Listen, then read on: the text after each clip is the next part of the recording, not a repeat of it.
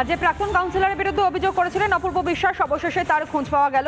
Mascot spin control ল্যাবের পরীক্ষায় এটি প্রমাণিত। কেয়াসেট আলোপেক্স পেন্টা অ্যাক্টিভ নতুন চুল গজাতে সাহায্য করে, চুল পড়া বন্ধ করে। কেয়াসেট Alopex penta active 10 hair fall প্রবলেমের একমাত্র সলিউশন। মুখার্জির দিন পেরিয়ে রাত খোঁজ মিলল দূর সম্পর্কের এই কাকুর। নির্মল ঘোষের বাড়িতেই ছিলেন সঞ্জীব মুখার্জি। ঘটনার দিন দ্রুত ময়নাতদন্তের জন্য চাপ দেন এই সঞ্জীব, এমনটাই তো অভিযোগ করেছিলেন অপূর্ব বিশ্বাস। এমনকি ঘটনা নিয়ে কার্যত কুৎসা ছড়ানোর চেষ্টা হচ্ছে। চিকিৎসক যা বলছেন সব বেদবাক্য মেনে নিতে হবে বলেন প্রাক্তন কাউন্সিলর সঞ্জীব মুখার্জি। কি বোঝাতে চাইলেন তিনি?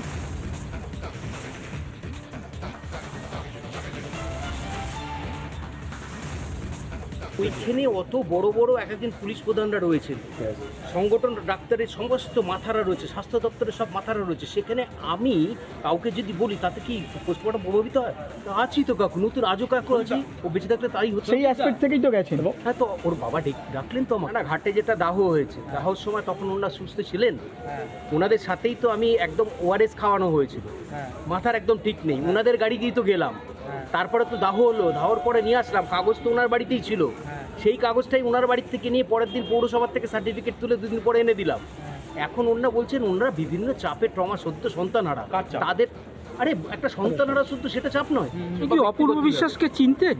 কি করে চিনবো? একটা আশ্চর্য জিনিস তো, অত বড় সুপার স্পেশালিটি হাসপাতাল, সেখানে কে পোস্টমর্টম করবে আর কে ভিসেরা করবে আমি জানবো কোত্থেকে? আমি ওনাদের সাথে কি কথা বলবো? জাস্ট কার্সি ভিজিট করলাম যে আমি ফিরে এসেছি, যদি দরকার হয় বলবেন, আমি আছি এখানে, যে কোনো ফোরামে আমি যেতে প্রস্তুত, সেটা বলতে আছেন। এখানে আমাদের বিধায়করা আছেন, আমাদের বিধায়ক সাহেব আছেন, পার্থ ভৌমিক সাহেব রয়েছেন, আছেন, সামদা আছেন, সবাই আছেন। কথা বললাম, আমি ওনাদের জাস্ট জানাতে এসেছি আমি আউট অফ স্টেশন ছিলাম, আমি ফিরে এসেছি। তারা আশ্বস্ত করলেন?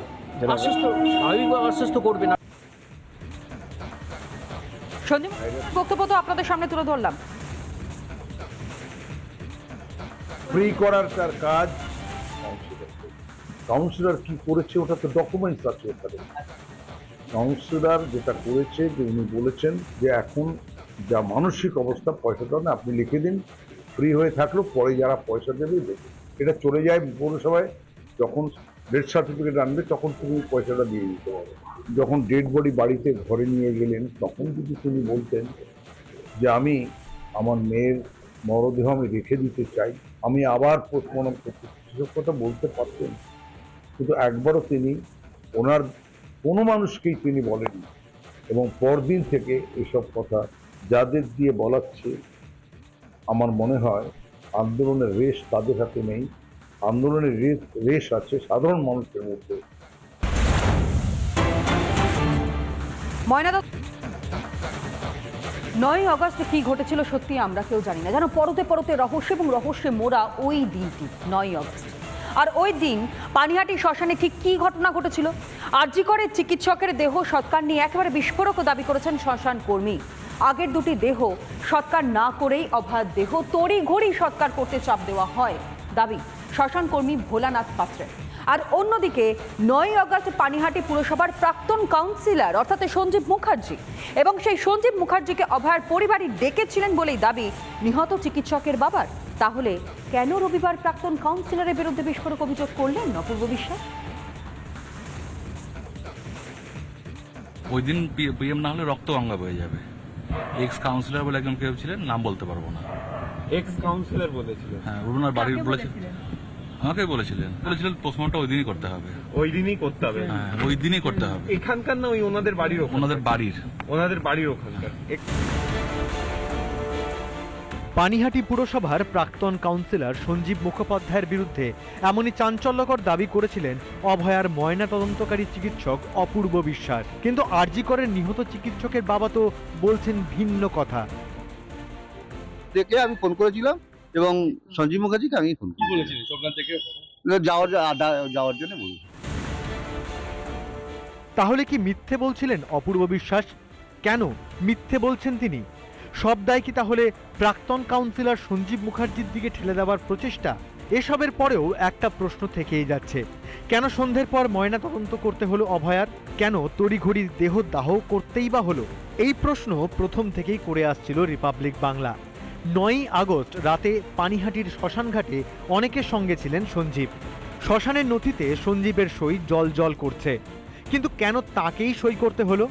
জানতে পানিহাটি শ্মশানে যায় রিপাবলিক বাংলা। রিপাবলিক বাংলার কাছে বিস্ফোরক দাবি করলেন ওই শ্মশানেরই এক কর্মী। সংবাদদাতার স্বাক্ষর এখানে লেখা রয়েছে, যেখানে সঞ্জীব মুখার্জি এখানে কাগজটা নিয়ে এসেছিলেন, উনি সই করেছিলেন গার্জিয়ান হিসাবে। তারাই কি আপনাদেরকে বলেছে যে দেহ অভয়ের দেহ আগে পুড়িয়ে দেওয়ার কথা? দুখানা বডি ছিল, এই বডিটাতে 3খানা বডি হলো। যে যদি তাড়াতাড়ি করে দেওয়া যায়, কারণ এতটাই কনজেস্টেড হয়ে রয়েছে যে লোক যাতায়াত করতে পারছে না। কেন ওই দিন দুটি দেহ দাহ না করে তড়িঘড়ি অভয়ের দেহ দাহ করা হলো? তাহলে কি কোনো চাপ এসেছিল? চাপ দেওয়া হলে কে চাপ দিয়েছিল? শ্মশান চত্বরে ওই দিন কেন এত পরিমাণ পুলিশ মোতায়েন ছিল? যদিও সঞ্জীবের ভূমিকায় প্রশ্ন তুলছেন রাজনৈতিক বিশ্লেষক সন্ময় বন্দ্যোপাধ্যায়। পানিহাটির নির্মল ঘোষ, পানিহাটির বিরূপাক্ষ বিশ্বাস হচ্ছেন পানিহাটির সোমনাথ দেবী, আর পানিহাটির অভিজ্ঞ হচ্ছেন পানিহাটির সঞ্জীব মুখার্জি। এই অঙ্কটা মনে রাখলে কিন্তু পুরো বিষয়টাকে পরিষ্কার করে দেওয়া যাবে। এক, দ্বিতীয়ত আরেকটা খুব যুক্তিপূর্ণ কথা আপনাদের কাছে বলবো, যে দেখুন খুব পরিষ্কারভাবে বলি যে কনস্পিরেটর কে সেটা তো সিবিআই তদন্ত করছে, এরা হচ্ছেন অপারেটর। অন্যদিকে রবিবারের পর সোমবারও সিজিওতে হাজিরা দেন অভয়ার ময়নাতদন্তকারী চিকিৎসক অপূর্ব বিশ্বাস। রিপাবলিক বাংলা।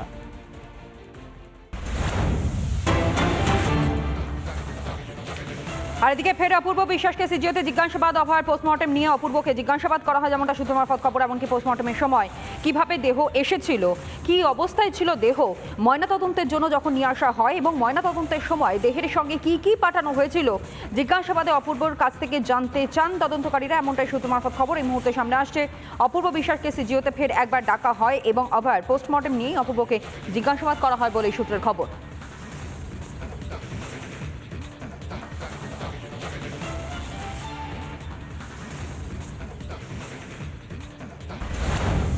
তদন্ত নিয়ে অপূর্ব বিশ্বাসের রক্তগঙ্গা বইয়ে দেওয়ার দাবি সম্পর্কে কিছুই জানেন না অভয়ার বাবা এবং মা।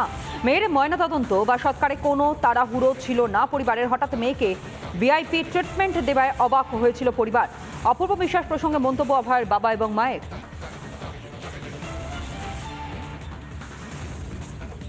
আমরা কাউকে এরকম বলতে বলিও না, আমরা তাড়াহুড়ো ছিল না আমাদের, কারণ আমরা তখন এমন একটা 3.5 ঘন্টা তো আমাদের এমনি তাড়াহুড়ো করেই সময় নষ্ট করে দিয়েছে। সকালে তাড়াহুড়া ছিল, বিকালে কোনো তাড়াহুড়া ছিল না, কারণ আমরা মেয়েকে দেখতে পাচ্ছিলাম না, তখন আমাদের ওয়েট করা ছিল তখন, কিন্তু পরে আমাদের কোনো তাড়াহুড়া ছিল না, তখন পুলিশ অ্যাক্টিভ হয়ে গেছে। বাবু দাবি করছেন আপনাদের অনুমতি নিয়েই তিনি সই করেছেন? না, আমরা কোনো অনুমতি টতি কাউকে দিইনি।